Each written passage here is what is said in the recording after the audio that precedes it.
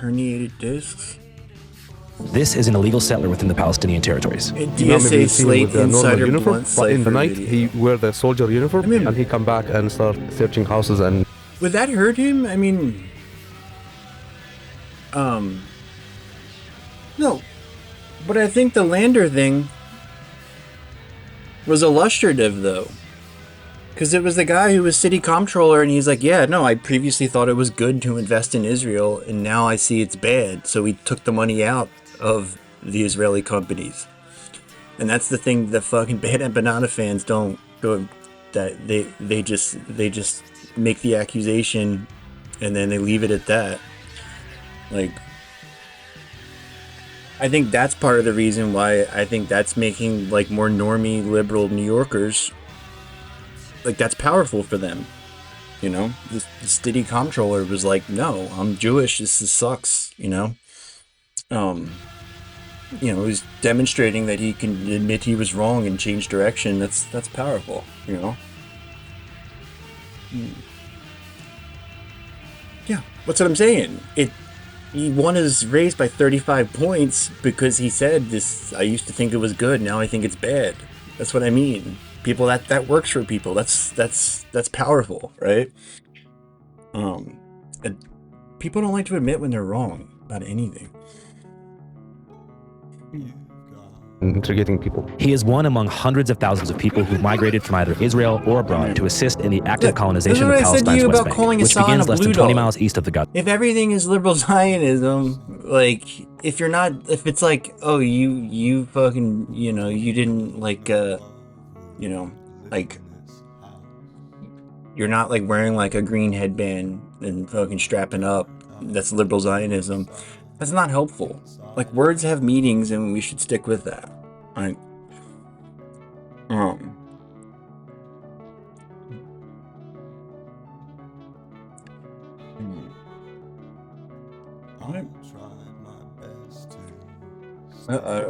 look. Can somebody, like, allowed to think that, like, Israel should exist? You know, as long as, like, we're not doing it? I mean, I don't know.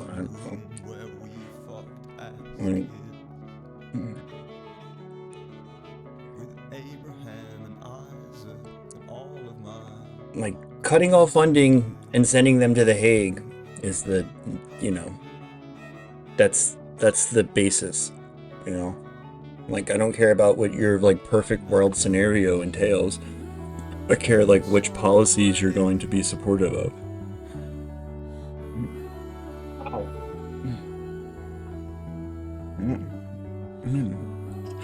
I don't know, man. Brad Lander seems like a nice guy. I don't think he likes killing babies. Gaza Strip. He lives in a makeshift compound or an outpost settlement above a Palestinian village with a group of mostly teenagers who spend their free time attacking, terrorizing, sometimes killing and burning the homes of Palestinians. This is what I mean too, though, about, like, the guy he's up against, right, is currently trying to fucking sue the coffee shop for, like, telling him no genocide. Like, that's a huge improvement. I'll take it, you know? Like, I don't know. Seems like you're looking the gift horse in the mouth.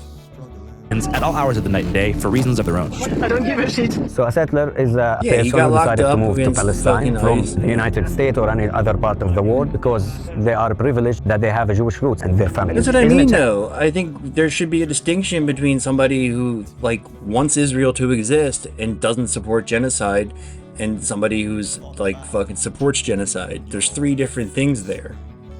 Right? So I don't think we should call two of them liberal Zionism and one of them Zionism. I think, you know, I don't know. Technically in violation of the 1967 agreement for these settlements to exist. Brad Lander's fake Mr. Rogers Act covers for his serial killer hobby. I mean, he would be the kind of guy, though, honestly. Like, in a lot of ways, I would be shocked and also not shocked if he had bodies in his basement. Yeah. Exactly. And today, when you hear in the news about what they call it the two-state solution, it's just a bullshit. We must chart a course for a two-state solution. Coffee shop guy's probably regretting that now, huh? Do you see all those fucking people outside of the coffee shop? I don't know if that'll ultimately help or hurt them, because it seems like a lot of people are just not going to bother with it, but a lot of other people would do the opposite. You know, like when you see the Zionists attack somebody like that, people frequently want to stand up to them and help them. But also, like, no one wants to fucking push through, like, a mob of angry, screaming Zionists, like red-faced Zionists, to get your coffee in the morning. Like, it would have been one thing if they had seen him and come into the store and said, get the fuck out of here. Another thing to retroactively be like, hey, fuck you, you're not allowed back here. Plus, they gave him his money back? Fuck that, you know? There can be a better future. France is pushing a three-pronged plan to make statehood a reality. يعني قد ما حكينا وبنطلب في هالعالم انها يعني تساعدنا، ما حدا مساعدنا على انه بس يردعوا عنا. اليوم الصبحيات دعسوا من الدواجن بطة، وقبل فترة دعسوا كلاب وغنم، وكانوا يجيبوا لنا فطايس من عندهم يفطسن ويرموا لنا اياها من باب الدور. Palestinian communities, brutal assaults caught on camera. Oh, come on, drawing international criticism. Whenever you see videos of settlers attacking villages around here, where are these settlers coming from? Are they coming from nearby colonies, different countries, from inside the state of Israel itself? You know, most of these settlers are actually coming from abroad. I just don't think that's a helpful who has extensive fucking experience filming settlers, conversation to told us have. that while quite dangerous, we'd be safe around them as long as we kept the cameras rolling. Your camera will have an almost prophylactic effect. To some extent, a cone of safety, because the settlers and the IDF who are protecting them don't want to be free filmed. coffee. At this exact still moment, he is thought to be complaining. brandishing a firearm, likely a handgun provided by the Israeli army at the direction of the country's Minister of National Security, Itamar Ben-Gvir, an outspoken religious supremacist who believes in the That's what I'm total saying, they didn't annexation of notice him historic at the Judea, time. as it was once called within the Kingdom of Israel over 2,700 years ago. Welcome to Israel. We are the landlords. They need to They came with much fucking- pride they need as to big heroes. that- Look at how they look They need now. to throw Not Ben-Gvir heroes under and the not bus. anything. Terror That would supporters. be their best Ismail bet. Ben-Gvir taunts activists who'd been detained from a Gaza aid flotilla. Well, what happened was post-October 7th, Ben-Gvir authorized the release of larger numbers of high-caliber firearms, so virtually they all the already do adults it. in the West Bank would have qualified Like, for... when you posted Ben-Gvir, the thing about Lebanon the other day, like, that's what I kept seeing is, like, people being like, you fucking genocidal sickos or whatever. And then they'd be like, no, and then somebody would post the Ben-Gvir tweet, and then they'd be like, oh, well, he doesn't represent the fucking, Israeli government or whatever, which is like, that's another argument because obviously he does. He's fucking, one of the cabinet members. But like, that whole thing, if they threw him under the bus, it's like Ryan was just saying about Dario Liza, right? If they distanced themselves from AIPAC and said, no, I used to think that way, now I don't, it would make it so much harder to challenge them. If they were pretending like they were taking accountability to some degree or whatever, and offered up a couple like high-ranking officials, and so, these were the guys doing the genocide, the rest of us are cool, right? That would blunt, I think, a lot of the outcry. Obviously not all of it. It wouldn't be, it would be fake and bullshit, whatever, but from their perspective. From a kind of machine gun. So they were just awash with these guns and thinly supervised at best. طبعا هذا العمل العادي يعني احنا هذا بنهتمش فيه كثير. That's what I'm saying. He divested like a while ago. I remember that happening. That's what I'm saying. He was New York City comptroller and he divested the entire city's pension fund. It's cool. جدا هذا لأنه روتين عادي. The villagers say they're doing their best to ignore the kid because taking the bait in any way could be a fatal mistake. The settler, they say, is on an intimidation run, hoping to provoke a reaction of some kind, after which he'll call in the army and have people arrested. In a few minutes, maybe he will go there and he will call the army, the IOA. Yeah. And he will tell them, he will just lie, like people are attacking me and there is also visitors also try to attacking me, so to make it more complicated for the people here. هو الحين حزمق وزعل عشان احنا ما I mean, سوينا if you want to attack him, the thing to attack him on is him fucking going after DSA. That's قلت له كل شيء أي شيء بيشوفوه بيعتقلوه وحشي bad. ولا زيها في العالم أي شيء بيلقوه بياخذوه. Villagers say that the Israeli soldiers who arrive shortly after to make baseless arrests are typically just outpost settlers themselves in different outfits, which may seem a bit strange unless you get what this whole routine is about. It's about clearing the area, by any means necessary. And as for the settlers, they've been given a broader license to kill than Klansmen who enacted racial terror in the American South after the Civil War, with 95% of police Israeli investigations government immediately bonds dismissed, put and money not a into single I don't jail think that's sentence true. ever handed down to an Israeli settler involved in the murder of a Palestinian. He can do whatever he wants. He can raid this motorbike or whatever. He can have sheep. He can build wherever he wants. He can do whatever he wants. And all of this, and I mean all of this, is funded by US tax dollars. I think it's allowed us to do enormous things. That really is a great honor. But on a brighter note, welcome to our Palestine series. You're watching Channel 5. These episodes were arranged in collaboration with the Lajee Center in Bethlehem. That is Lajee Center. Lajee is Arabic word. It means refugee. We run different programs, projects here. The circus school, which is at the moment there is a training for the circus school. Also here we have also boxing classes, training, it happened here. Hello, welcome to Aida refugee camp. Today is about 5,000 people live in this camp. Half of this number are young people and children. Aida refugee camp is the same story of all the Palestinian refugees camp, was established in 1950 after the catastrophe. What are you arguing with me for? Aida was initially established by the United Nations shortly after the Nakba or the catastrophe of 1948, which the Israelis call the War of Independence. The Jewish state will include the ports of Haifa and Tel Aviv. It began when 5 Arab nations launched attacks on Jewish cities and settlements within Palestine, most of which had been under colonial British rule through the Balfour Declaration, until it expired on the midnight of May 14th, 1948. Britain's civic administration is expected to withdraw by May. The State of Israel, or the Jewish state, was declared the very next morning along the lines of a partition plan approved by the UN a year prior. The plan was accepted by 33 votes to 13. This sparked outrage within the Arab world, jump-starting an inevitable conflict and causing Jordan, Iraq, Lebanon, Syria, and their Palestinian counterparts to invade, but they were not successful. Israel ultimately won the war, and as a means of collective punishment, they created the Nakba, the catastrophe, forcing 750,000 Palestinians from their homes and onto places like the West Bank and Gaza Strip. Here,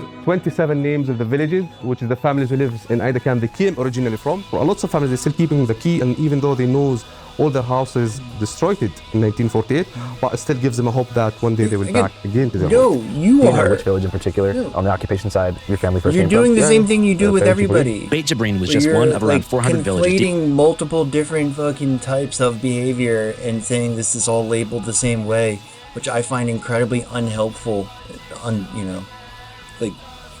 You do it again. You are the guy who fucking calls his son a blue dog, which I don't think is helpful. It's like, why do you need to do that?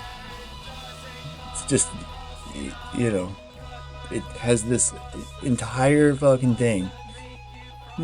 Yeah, I mean, that's what I'm saying, too. Exactly, I agree with Tukes. That's why I think making Zionism, anti-Zionism, a litmus test is a mistake. Yeah, I think rejecting PAC money is a much better litmus test. Again, you're one of those guys who gets mad if you think people are called socialist who are not socialist enough, and I feel like that's foolish. I feel like people are what they self-identify as. If you disagree with them, whatever. There's no objective truth. You can't, gatekeep that in such a way that is 100% accurate. So it's one of those things where if you can never hope to do it effectively, I would rather just not engage with it, somebody calls themselves a socialist, good.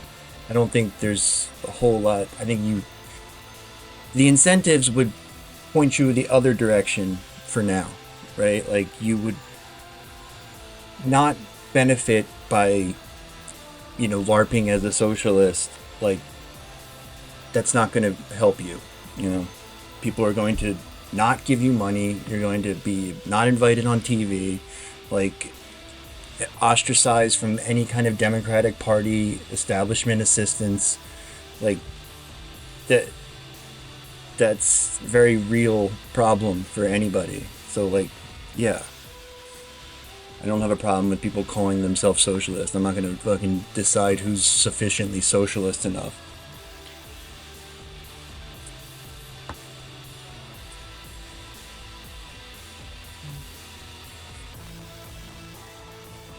I mean, you're not the only one who does it. A lot of idiots do it. I just think it's dumb. I think, it's like the type of thing I did in high school. Oh, you're not punk rock enough. Don't call yourself a punk.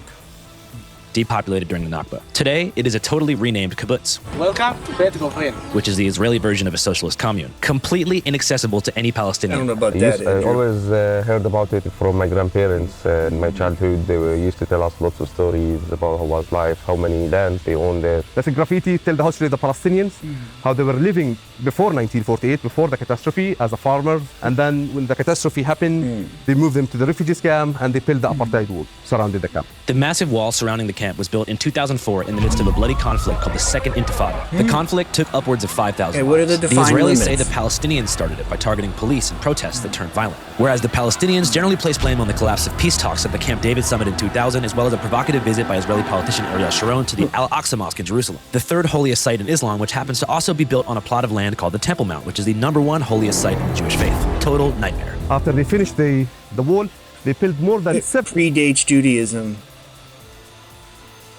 Underneath the lower levels there, they've carbon dated the bottoms of that wall, 10,000 plus years old. Military watchtower. In this road here, we have lost 3 children from these watchtowers. Muhammad, he was in his home here in this building, 10th of November 23. He was killed from the watchtower in front of us by a sniper. He shot him a live bullet in his chest. He did nothing. He was bleeding for 10 minutes. Then the father decided to take him inside the car and take him to the hospital. When he drove down, another group of soldiers stopped the car. They took the body outside of the car and they arrested the father. They didn't give any first aid even to his child. After that, they took him to the military base. The Israeli commander called his father and he told him, come pick your son. And he doesn't know what's his situation. When they give him his son, even they didn't come with ambulance, they came with a normal truck. And he was in a plastic bag and they throw him in the ground and the soldier left. It's not more than training for their soldiers. Places like Ida were never supposed to be permanent. According to UN Resolution 194, which was signed by Israel, Nakba refugees would eventually be given safe passage back to their villages, and those who chose not to return would be given I would rather discuss the specific points of disagreement rather than like the fucking labeling and with the vague boundaries where you can apply the title to yourself or not. It's just so self-obsessed and ridiculous. Like, what are you protecting there? Like, there's not like a the one thing if like it was like a party that you belonged to and you had to like pledge to join the party or whatever, but that's not the discussion, is it? Right? So we're just trying to specify vague concepts that I don't find that a productive discussion. It's not interesting to me. You can have that discussion all you want. I don't think it's interesting. In the form of a reparations package. But that resolution, just in paper, nothing changed. After more than 77 years under this colonization, we're still looking forward to go back to our home villages. I tell Musa that we'd like to see some of the illegal settlements that people have been talking about. 22 new illegal settlements on Palestinian land in the occupied West Bank. My only exposure to their existence thus far had been through Louis Theroux's recent documentary, Settlers, where he was able to gain rare access behind the curtain of these ultra-nationalist enclaves, which he claims contain people even more extreme than those he interviewed in South Africa after apartheid. I'm so uncomfortable using the word Palestinian because I don't think that it exists. Just the lethality of it and the extent to I which... would say you're a Zionist if you think Israel should exist, right? Like, that's Zionism to me. So, like, is that the same as liberal Zionism? Liberal Zionism is a political term, right? It's like, you know, specifically applies to like Western politicians who defend Israel in a fucking liberal accordion, like in a way that accords with like Western liberal values such as they are, right? So I think the vast majority of politicians are, you know, you could be construed as Zionist, sure. But like, do I want to label Brad Lander and John Fetterman in the same camp? No, I don't think that's helpful. No. I mean, you can do that if you want, but I just think it muddles the conversation and it's not an interesting discussion. Like, we're just demonstrating. No. We watched that hour-long debate with the fucking guy and, who was it, Crystal? Like, we know all their tricks. That's liberal Zionism. That's what that guy's job is to make Zionism palatable for fucking Western liberals. Right? Hey, you know. I guess this is a bit, this is why I don't like having the discussion, because it's a bit like having the, oh, it's only champagne if it's from fucking France or whatever. It's that conversation, which I just think is dumb. Okay. Why, so, you want people to say, like, so, your point in bringing up, he gave money to Elbit, whatever that means. So, like, should people be happy that it's an improvement on the current guy? Or what is your point? Like,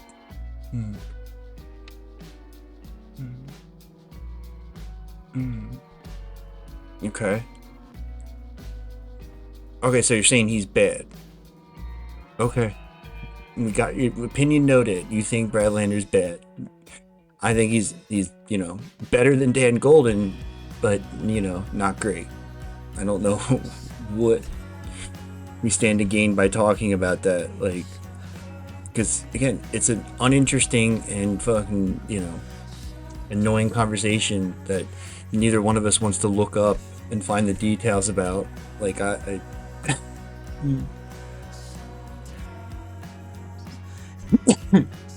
just like, you do this, like, you're like, when we talk about somebody who's like mostly good, and then you're like, oh, here's this bad thing about this mostly good person, you know, like, I don't like to do that, you know, like, I would only prefer to do that when the things that he's bad about are come up, right? I'm just I don't think, that's what I'm saying, I don't think he's bad as Dan Goldman. I don't. Like, Dan Goldman's on there fucking tweeting about, like, oh, like, you know, Jews are unsafe and all this bullshit. And this guy's like, you know, he's like, I'm a Jew and they're lying. That's good. That's good that he says that. That people find that very effective. I saw it over and over again about people, like, during the fucking mayor race, people were like, oh, I kind of thought he might be anti-Semitic. And then, like, when Brad Lander stuck up for him, I was like, oh, you know what? He's probably not. And then it's like, oh, so wait a minute, all these other people I used to trust were all lying about him, you know. Like, I think that's helpful. I think it's helpful to have someone like that with a prominent platform. Which is how I feel about all the fucking vaguely left-wing people who are in political office. Is like, I don't mind, I'm happy that they're in office, not because I think they're going to be able to effectively legislate, but because I think they're going to be able to effectively message from their bully pulpit. And it's been, I think, validated, right? Like, we're definitely noticing an improvement in people's class consciousness and general awareness of the world around them and the tyranny they live under, right? People are seeing that at, you know, there's a number of factors. It's not all the politicians, but the politicians definitely fucking help. So the guy with the Nazi tattoo is still better than the person who is a Nazi who says, I'm not a Nazi. Here, let me prove how much I'm not a Nazi. And then convinces people of that.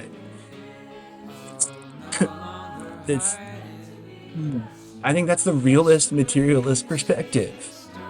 You know, like, this type of shit is not contemplated in, whatchamacallit?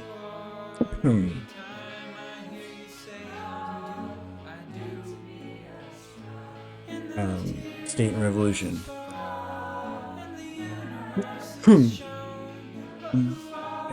Yeah.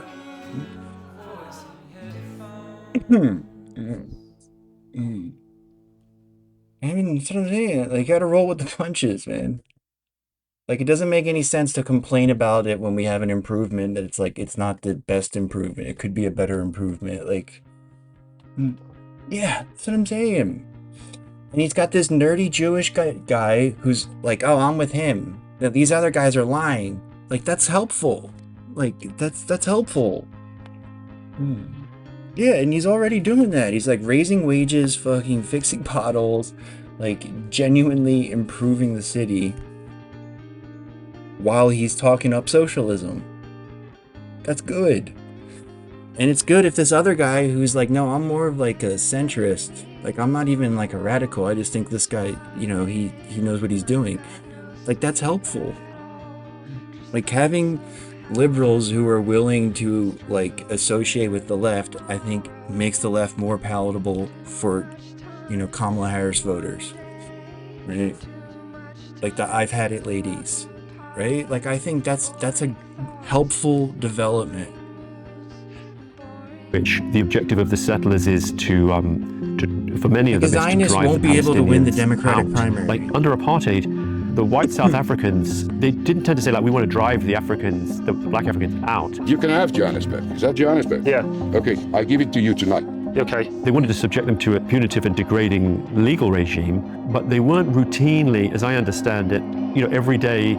I want to be careful how I say it, because I don't want to be minimizing any aspect of apartheid, but what I saw in the West Bank was a life that was day-to-day unlivable, where you couldn't really, endless check, hours to get anywhere, if you could get anywhere, a sense in which you were just a stranger in your own land. How much time are you going to stay in Israel? Hang on, but I don't think we're in Israel. Are we in Israel? You're in Israel now? Are we? Yes. In the West Bank? Yeah. Musa says that while there are some settlements around Ida and Bethlehem, if you look there, this is one of the closest things colonies. Are getting worse, Ida but camp. they also have people calling attention to it. It's like what Headband Lady talks about, like discernment and all. Like, you need to have people give you the confidence to trust your eyes. Like, you people are seeing these things, but the TV and everybody they fucking look, to for guidance says otherwise. Like, just having prominent people who are able to give them, calling it out and give them the alternative. That's been a huge effort in post-Cold War era, has been pushing this fucking Fukuyama, like, there's no other options, like, this is it. Like, this, just knowing that there's an alternative is, I think, a huge part of what we need to go through. What are you talking about?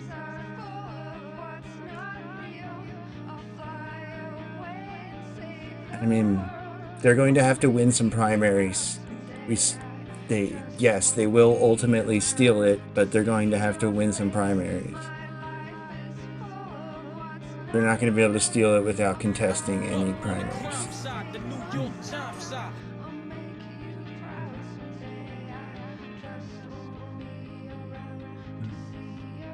Like I said, I'm looking for fucking, like, whatchamacallit, asymmetric opportunities, right? They are not, I don't even want to say that they're like effective, like really good at what they've been doing, but they're ensconced. They're dug in and they control all the levers of power effectively. But like new things happen that change conditions, right? Like things that are unaccounted for and things that are outside or more difficult for them to control, right? Like, we need to look for opportunities and, be able to trust ourselves when they arise, right?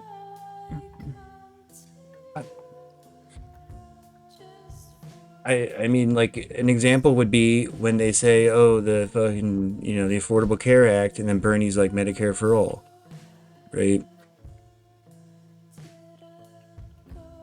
Like, when they say abolish ICE, here's why we should abolish ICE, and then the other ones are like, oh, we should fund ICE more. Like, oh, Trump's good at the border, and then you have a left-wing Democrat who's like, oh, no, that he's actually bad. This is bad. We should do away with all of this. Right? That's helpful. When he's like, oh, Israel's our #1 ally, and then fucking Graham Plattner's like, they're a bunch of Nazis, bro. Like, that's good. I don't know why that... telling you. That's the difference. Right? Like, didn't used to be like that. I'm a numbers guy. I run the numbers. This is what the numbers say. We need 11 headband ladies.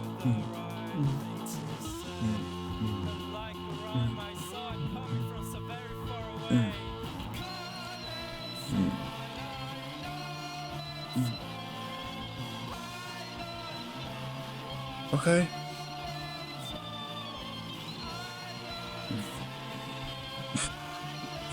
It's not what I said. No. It's just.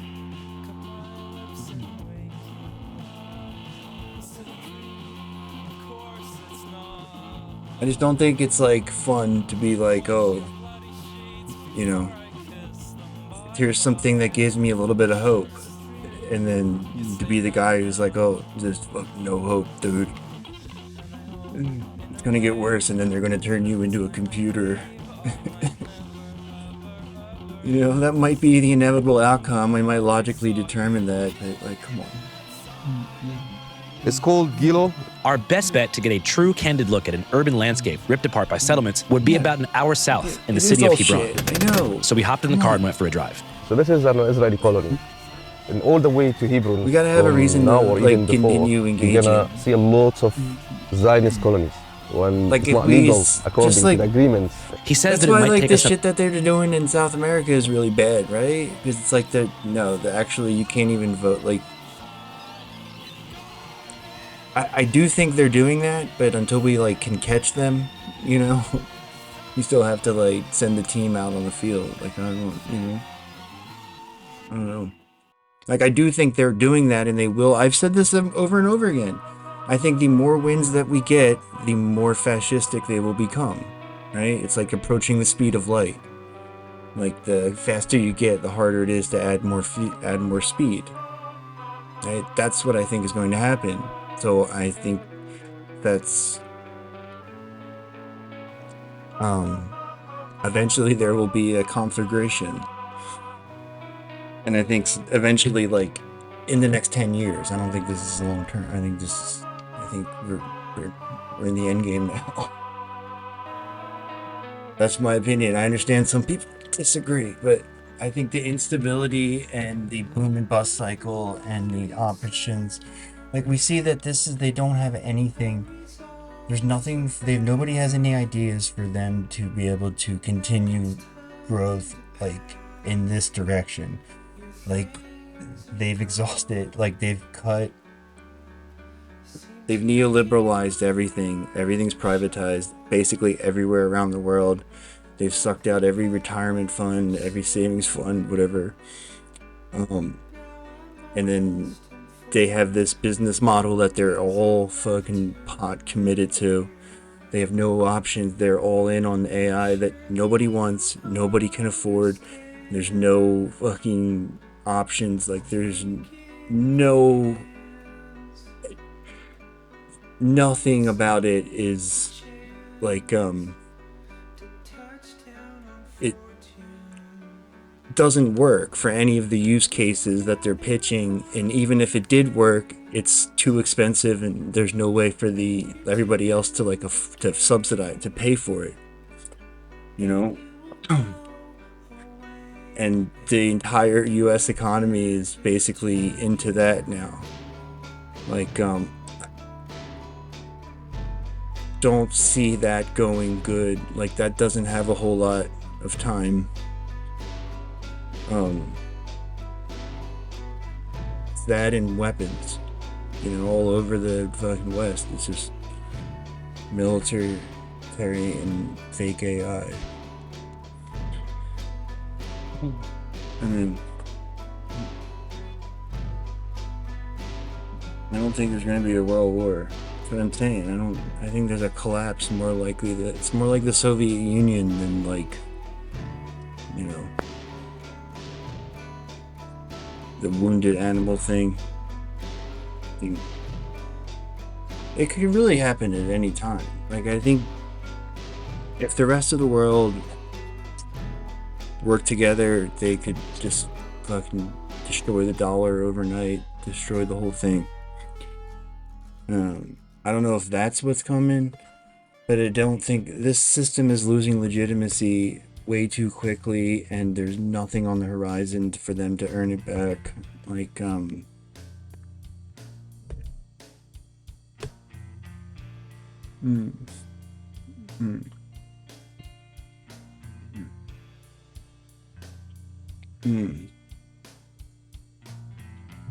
Yeah, but that's what I'm saying. That's changing.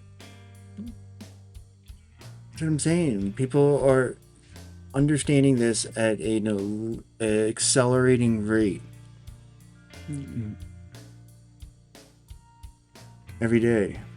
And like I said, that's happening while their thing is falling apart and they have no answers. They have no answers for any of it. Look at the establishment Democrats. Look at their response. They have nothing to say to Trump and nothing to say to the left, right? That's where we're at.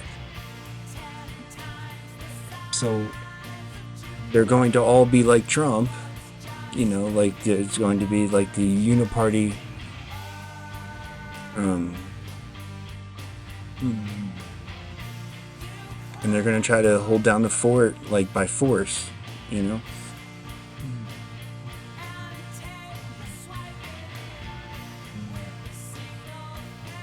Yeah. I mean, they're just glad that he did them, so now they don't have to. They don't have to find ways to try to sell to people.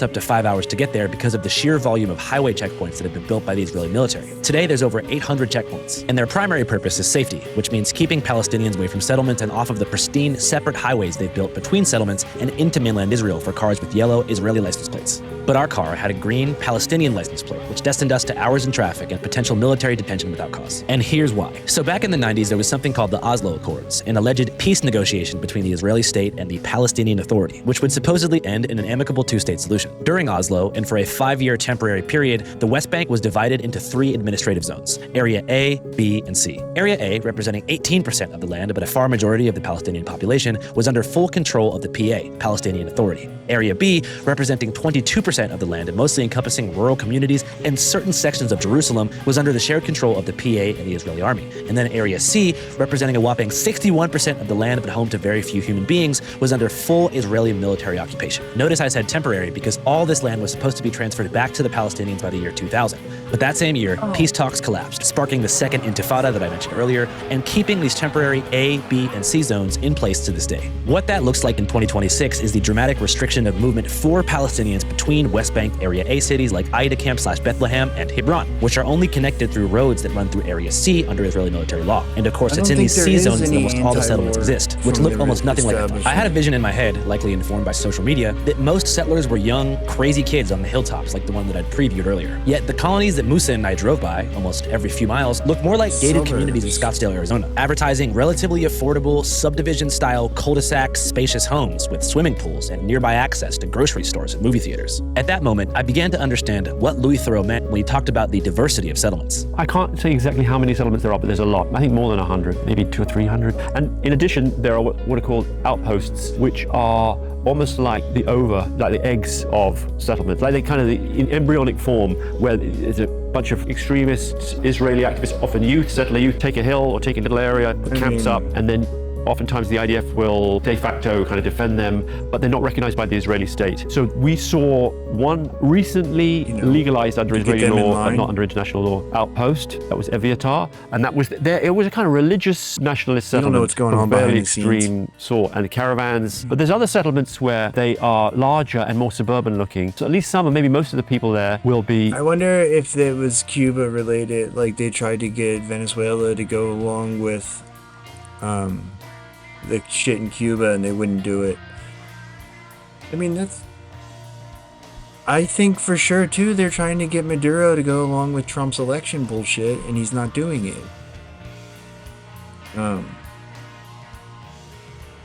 The shit with Cuba seems pretty bad, but I mean, I don't know if it'll work, like to keep Trump off their back. I mean, I don't know. I think that the idea that like Trump controls Venezuela now is not true, but I also do think he frequently threatens them, you know, and he's obviously got leverage. It stands to reason that like we wouldn't really be privy to those kind of conversations because they would be debunking Trump's whole thesis that he like conquered Venezuela in like one fell swoop, you know, like the corporate media legitimizes that narrative pretty much uniformly, right? Like, oh, Trump defeated Venezuela by kidnapping Maduro. Like, that is You know, it's like October 7th or whatever. It's like that's fact.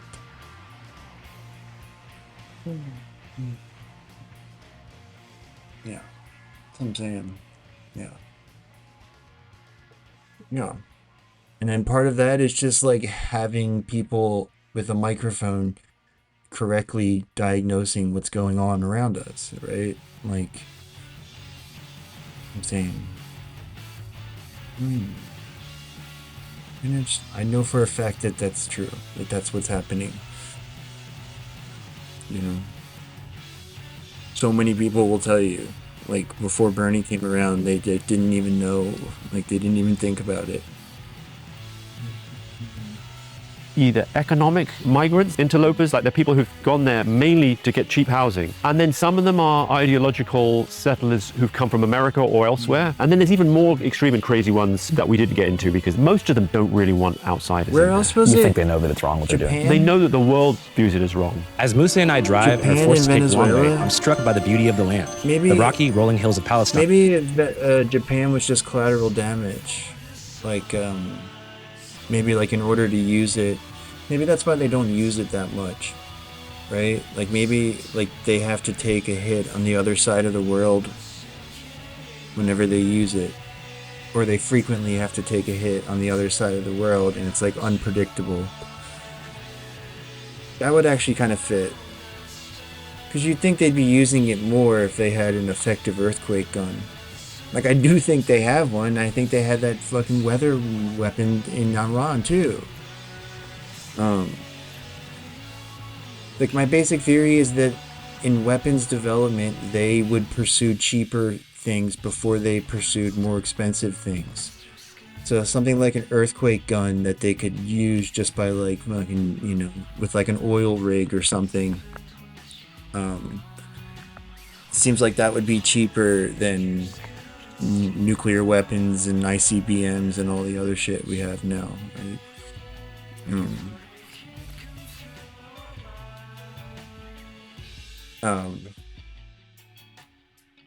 Yeah. And it's just like they don't reveal weapons that they have unless they get caught red-handed, you know, like with a fighter jet crashes or whatever. Yeah, there's like, you can build an effective military like Iran has, or you can build an expensive one like we have. That's what I'm saying. Yeah, exactly. That's what I'm saying. Yeah. Which explains why they don't use it that often. Right? They probably had it like locked in the chamber ready to go.